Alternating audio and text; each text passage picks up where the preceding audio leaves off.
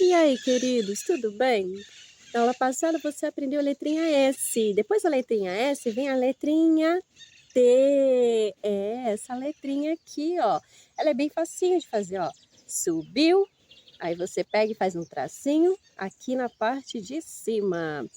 E como será que é o som dessa letrinha? É assim, ó.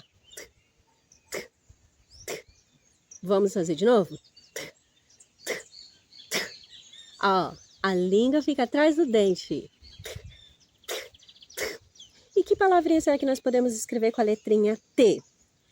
Tatu, tigre, tucano e muitas outras palavrinhas que nós podemos fazer com a letrinha T.